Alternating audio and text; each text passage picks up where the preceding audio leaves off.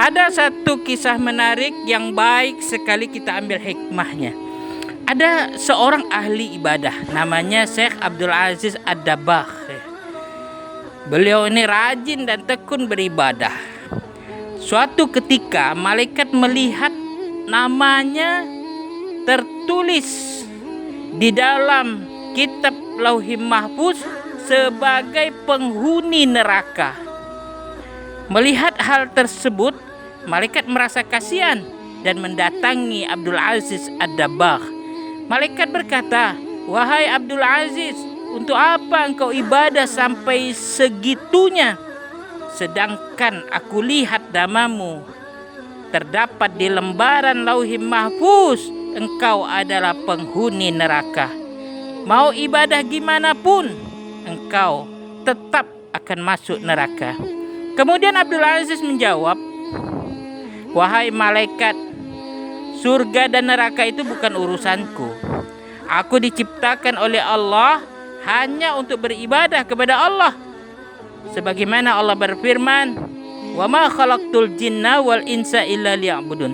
Tidak aku ciptakan jin dan manusia kecuali untuk beribadah kepadaku, kata Allah. Mau aku masuk surga atau neraka itu haknya Allah. Subhanallah, benar-benar ikhlas dalam beribadah. Syekh Abdul Aziz ini benar-benar ikhlas.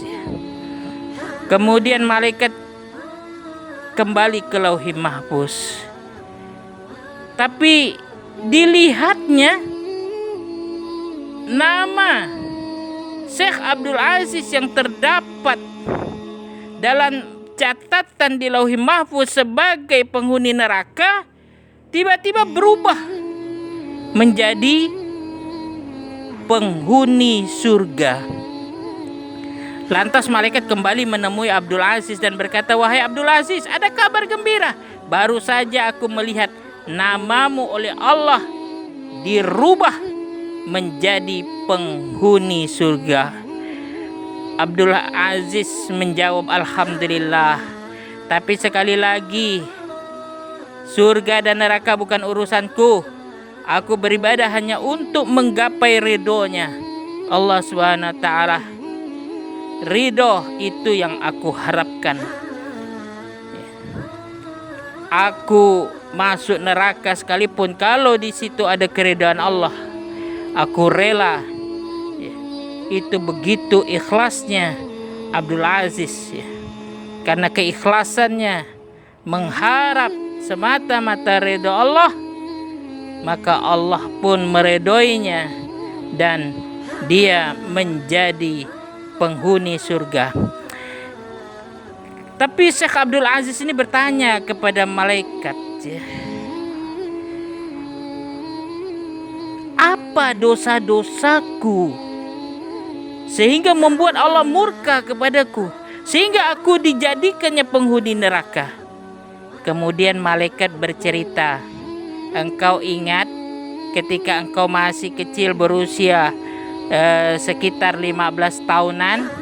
Engkau ingat ketika engkau tidur di kamar tidur, kemudian engkau mendengar suara langkah kaki ibumu menuju tempat tidurmu untuk menyuruhmu membeli sesuatu di pasar?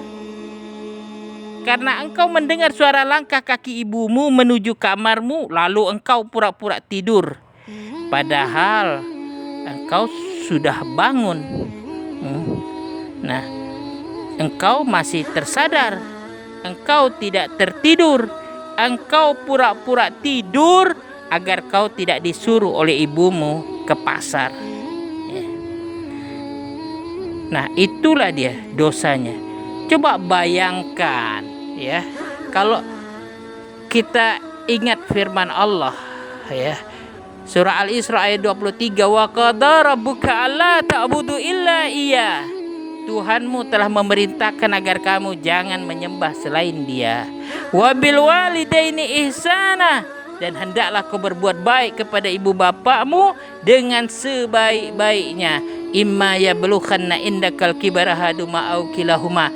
Jika salah seorang dari keduanya atau kedua-duanya berusia lanjut dalam pemeliharaanmu, fakullahuma uffin, Jangan sekali-kali kau berkata kepadanya dengan perkataan ah. Wala tanharhuma, jangan juga kau membentaknya.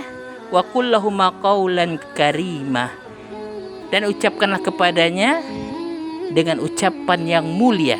Coba bayangkan, ya, fa qul lahuma uffin, ya, membantah, wala tanharhuma, dan membentak, ya. Bayangkan Syekh Abdul Aziz itu dia tidak membantah, tidak berkata ah mak nih, ah bapak nih, dan tidak juga membentak. Dia hanya tidur, pura-pura tidur agar tidak disuruh ibunya ke pasar. Ditulis oleh Allah sebagai penghuni neraka. Bayangkan, ya.